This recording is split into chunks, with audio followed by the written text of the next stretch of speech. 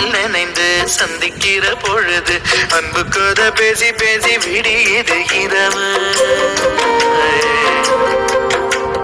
ஏழு கடல் தாண்டித்தான் ஏழு மலை தாண்டித்தான் என் கருத்து